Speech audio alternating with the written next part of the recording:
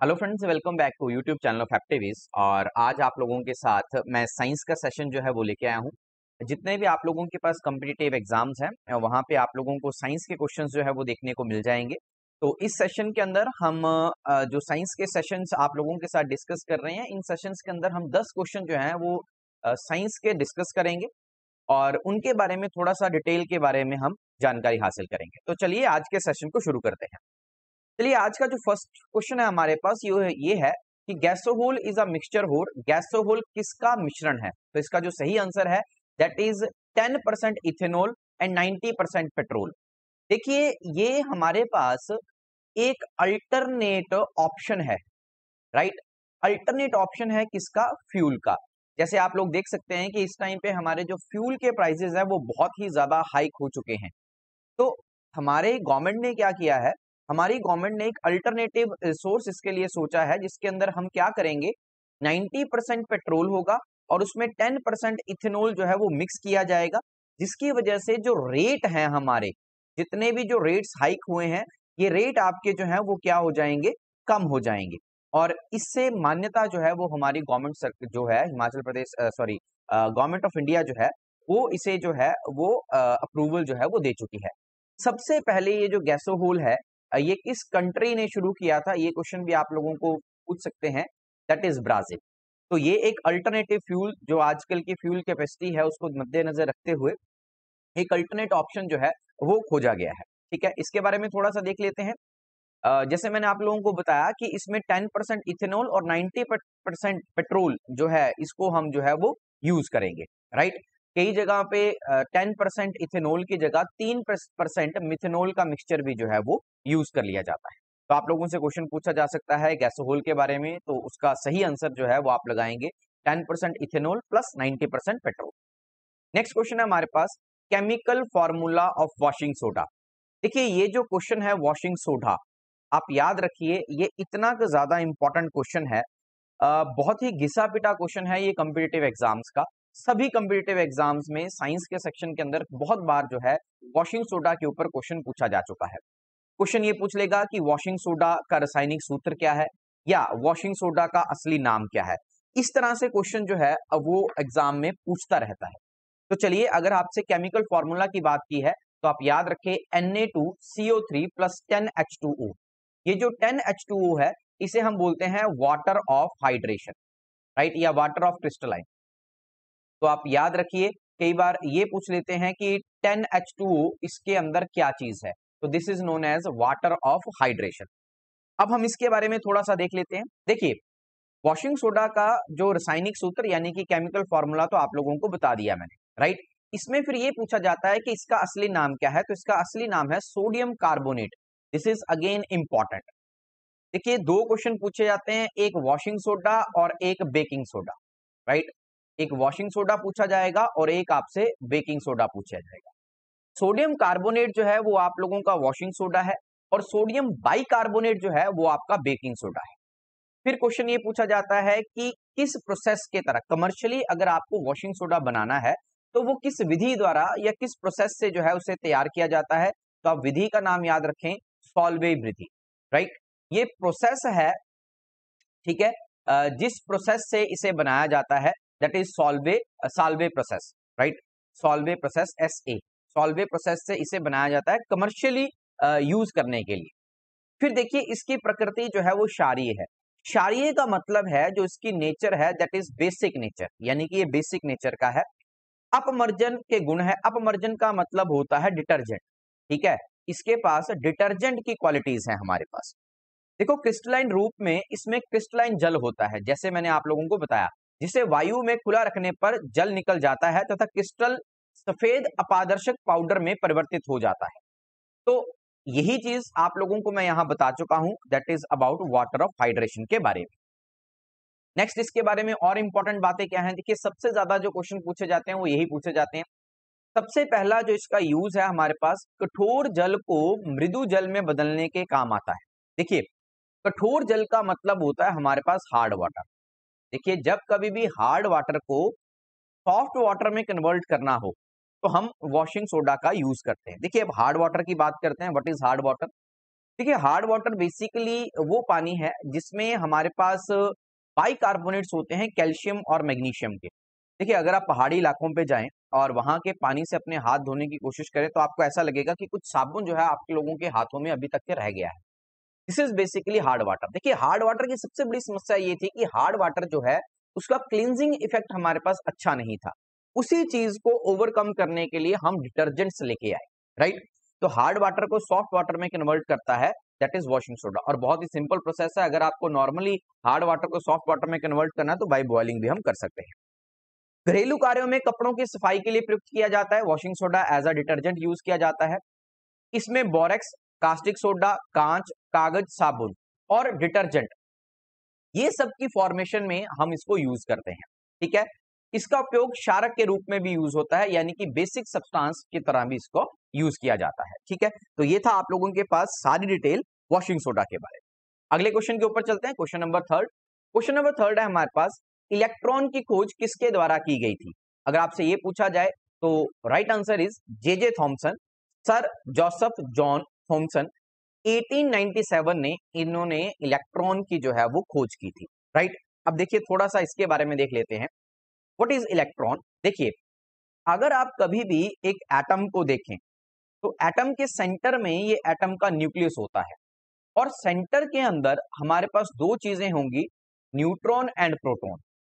जो इलेक्ट्रॉन है वो इस एटम के इर्द गिर्द एक फिक्स्ड ऑर्बिट में आपको घूमते हुए मिलेंगे, राइट। तो इलेक्ट्रॉन, न्यूट्रॉन, प्रोटॉन, ये तीन मेन चीजें हैं जिससे एटम जो है एक बनता है, राइट।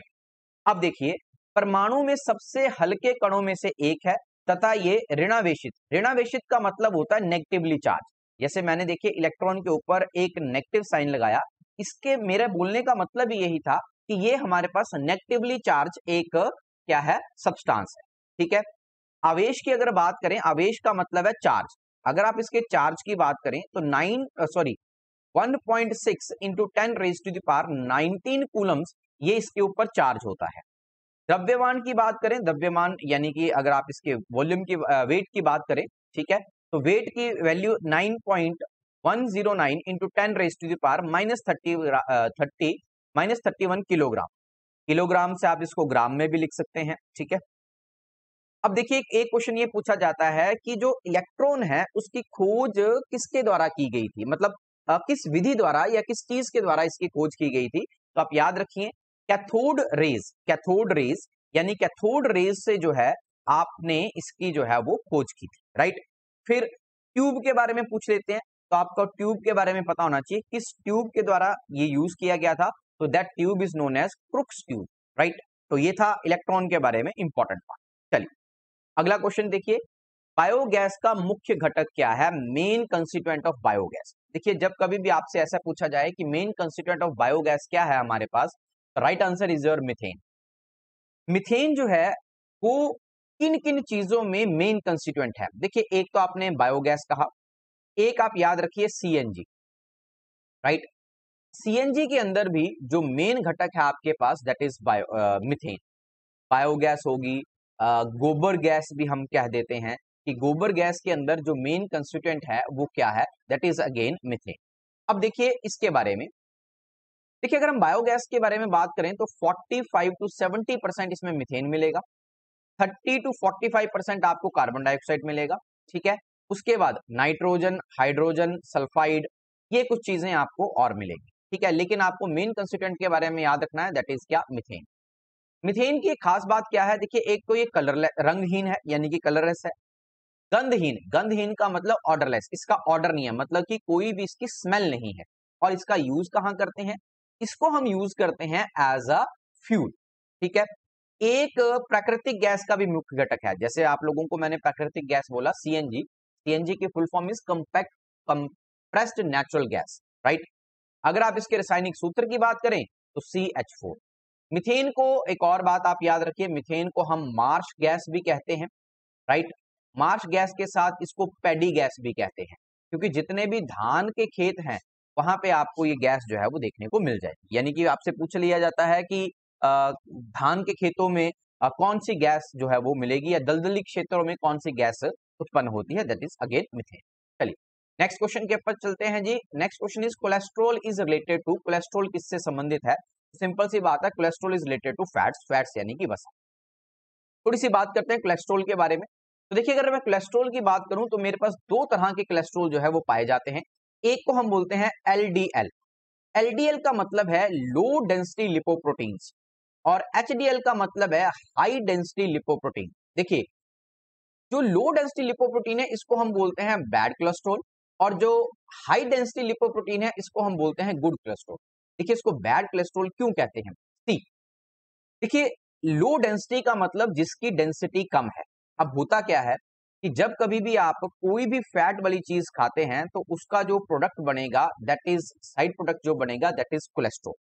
कोलेस्ट्रॉल आपके ब्लड में आएगा।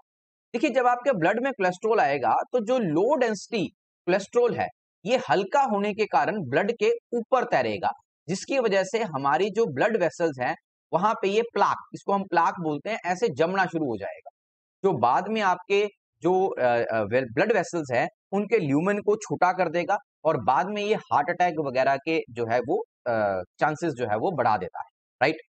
फंक्शन की बात करें, एक तो सेल वॉल बनाने में हेल्प करता है, डाइजेस्टिव बाइल एसिड्स इंटेस्टाइन में इनमें हेल्प करता है, विटामिन डी की प्रोडक्शन करता है, और कुछ हार्मोन्स जो हैं उनको बनाने के लिए काम आता है। कोलेस्ट्रॉल से रिलेटेड बीमारियां कौन कौन सी हैं? देखिए, कॉर्नरी हार्ट डिजीज एंड आर्थीरियोस्क्लेरोसिस, दोनों ध्यान में देखिए क्या है। आर्थीरियोस्क्लेरोसिस मैंने आपको अभी बताया। देखिए, आर्थीरियोस्क्लेरोसिस के अंदर क्या होगा कि जो कोलेस्ट्रॉल है वो हमारी नालियों में जमना शुरू हो जाएगा। जैसे जैसे नालियों में जमना शुरू हो जाएगा, ये इसके ल्यूमन को क्या कर देगा? कम कर देगा, और जो स्पेस है यानी कि ब्लड पास होने की जो स्पेस है उसको छोटा कर देगा, जिस बीमारी को हम कहते हैं आर्थीरोस्क्लेरोसिस। आपने सुना होगा एंजियोप्लास्टी, एंजियोग्राफी। तो एंजियोप्लास्टी जो है वो हम एंजियोग्राफी जो है वो इसी को डिटेक्ट करने के लिए करते हैं कि कितनी ब्लॉकेज हमारे पास है। कॉर्नरी हार्ट डिजीज सेम है, यानी कि जितनी भी आपकी ब्लड वेसल्स हैं उनको ब्लॉक कर देगा ये कोलेस्ट्रॉल, राइट। तो चलिए नेक्स्ट क्वेश्चन के ऊपर चलते हैं। नेक्स्ट क्वेश्चन है, what term was coined by madam Curie? Madam Curie ने कौन सा शब्द या किस शब्द की खोज की थी या बनाया था? तो दैट इज क्या? Radioactivity. ठीक है, तो radioactivity, this is the snap of madam Curie. तो आप देख सकते हैं मैडम क्यूरी। चलिए अगले क्वेश्चन के ऊपर चलते हैं। बल्ब का फिलामेंट किसका बना होता है? This is very very important question कि बल्ब का फिलामेंट किसका बना होता है। तो right answer is your tungsten. आप देख सकते हैं बल्ब के अंदर ये जो फिलामेंट रहता है, ये फिलामेंट किस चीज का बना होता है? ये फिलामेंट टंगस्टन का बना होता है, और टंगस्टन का सिंबल आप लोगों से पूछते हैं तो आप याद रखिए टंगस्टन का सिंबल इज डब्ल्यू, एंड इसका जो हमारे पास असली नाम है that is wolfram. Wolfram is the real name of tungsten. Tungsten को हम बल्ब में इसलिए यूज करते हैं क्योंकि इसका जो मेल्टिंग पॉइंट है that is very high melting point. Melting point high होने की वजह से ही हम टंगस्टन को जो है बल्ब फिलामेंट में यूज करते हैं। नेक्स्ट क्वेश्चन के ऊपर चलते हैं। Hottest planet of solar system, सौर मंडल का सबसे गर्म ग्रह कौन सा है? तो right answer is your Venus, जिसको हिंदी में कहते हैं शुक्र। आप यहां स्नैप में भी देख सकते हैं। अब वीनस के बारे में कुछ और खास बातें। सबसे पहले एक तो ये हॉटेस्ट प्लैनेट है।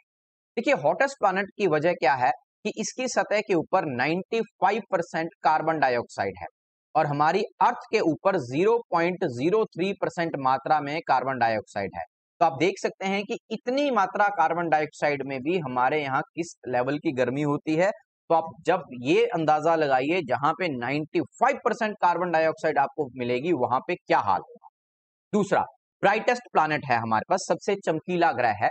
क्यों? क्योंकि इसकी जो एल्बिडो पावर है, एल्बिडो पावर का मतलब होता है reflecting power, that is 70% albedo power है इसके पास। अर्थ ट्विन है, इसको पृथ्वी की बहन कहा जाता है, ट्विन सिस्टर कहा जाता है। उसका कारण ये है कि इसका जो साइज है वो अर्थ के साइज से बिल्कुल मिलता जुलता है। ऑलमोस्ट 500 किलोमीटर स्क्वायर किलोमीटर का जो है वो सारा फर्क है डाया का। फिर देखिए, इसकी जो मूवमेंट है वो बाकी सभी ग्रह जो हैं वो एंटी क्लॉकवाइज घूमते हैं। एकमात्र ये ग्रह और एक और हमारे पास सोलर सिस्टम का ग्रह है दैट इज यूरेनस, जो उल्टे घूमते हैं यानी कि क्लॉकवाइज घूमते हैं। आप इसको मॉर्निंग और इवनिंग स्टार भी कहते हैं हम इसको। क्यों? क्योंकि आप इसको दिन में और रात में दोनों समय में इसको देख सकते हैं, इसलिए इस नेकेड आई से आप इसको देख सकते हैं, इसलिए इसको मॉर्निंग और इवनिंग स्टार के नाम से भी जाना जाता है। चलिए नेक्स्ट क्वेश्चन के ऊपर चलते हैं। Largest part of human brain, मानव मस्तिष्क का सबसे बड़ा भाग कौन सा है? तो right answer is your cerebrum, जिसको प्रमस्तिष्क भी हम कहते हैं, प्रमस्तिष्क भी इसको हम कहते हैं। तो सेरेब्रम के बारे में थोड़ी सी जानकारी आप देखिए क्या है। आप यहां देख सकते हैं ये जो पार्ट जो मैंने कलर्ड करके रखा है इसे हम कहते हैं सेरेब्रम, और ये हमारे ब्रेन का सबसे लार्जेस्ट पार्ट है, यानी कि सबसे बड़ा पार्ट है। इसका काम क्या है? देखिए, हमारी मेमोरी, हमारी स्पीच, हमारे जितने भी सेंसेस हैं, हमारे जितने भी इमोशंस हैं, इन सभी को जो कंट्रोल करता है ये हमारे पास सेरेब्रम करता है। इनको कंट्रोल करने के लिए अलग अलग तरह के पोर्ट बने हैं। इसको आप याद रखिए, flower pot, right. Flower pot यानी कि frontal lobe, parietal lobe, occipital lobe and temporal lobe. आप यहां देख सकते हैं, देखिए frontal lobe, parietal lobe, occipital lobe and temporal lobe. देखिए हर एक लोब का अपना अपना काम है। देखिए फ्रंटल लोब कुछ सेगमेंट्स को देखेगा, उसी तरह टेम्पोरल लोब कुछ सेक्शंस को देखेगा, उसी तरह पैराइटल, ऑक्सीपिटल, हर एक लोब का अलग अलग काम है। देखिए देखने का काम किसी और लोब का है, सूंघने का काम किसी और लोब का है। देखिए मैं कुछ चीज पढ़ रहा हूं, उसको मैं बोल रहा हूं, ये पार्ट किसी और का है, ठीक है। तो ये सब चीजें हमारे ब्रेन का सेरेब्रम पार्ट जो है उसे कंट्रोल करता है। चलिए अगले क्वेश्चन के ऊपर चलते हैं। नेक्स्ट क्वेश्चन है हमारे पास, मनुष्य का सामान्य रक्तचाप कितना होता है, यानी कि normal blood pressure of human being, तो that is 80/120 mm of Hg। अब इसके बारे में थोड़ा सा हम बात करते हैं ब्लड प्रेशर के बारे में। देखिए ब्लड प्रेशर है क्या basically? Blood pressure is basically pressure of blood pushing against the wall of your arteries. देखिए आर्टरीज जो है ये ऑक्सीजनेटेड ब्लड जो है वो हमारी बॉडी के अंदर कैरी करती है। तो कितने प्रेशर जो है ब्लड जो है हमारी आर्टरीज के ऊपर डाल रहा है उसे हम कहते हैं बीपी। आर्टरीज जो है ये क्या करती हैं? Carry blood from heart to different part of your body. Arteries आपके हृदय से विभिन्न भागों तक जो है वो ब्लड पहुंचाएगा। ब्लड प्रेशर को दो तरह से नापा जाता है, एक हमारे पास सिस्टोलिक प्रेशर होता है, एक डायसिस्टोलिक प्रेशर होता है। सिस्टोलिक प्रेशर क्या है? जब आर्टरीज, देखिए pressure in your arteries when your heart beats, जब ये बीट करता है, और दूसरा जो होता है वो जब ये रेस्ट करता है दो बीट के बीच में, उसे हम कहते हैं डायस्टोलिक। आप यहां देख सकते हैं ये इंस्ट्रूमेंट है स्फिग्मेनोमीटर, जिससे हम क्या करते हैं? इसे मेजर करते हैं, राइट। और यहां पे आप लोगों को मैंने बताया है थोड़ा सा कि साउंड हर्ट ओपन होगी और यहाँ पे नो साउंड बंद होगी, that is systolic and diastolic, ठीक है। इस तरह से इसको हम मेजर करते हैं।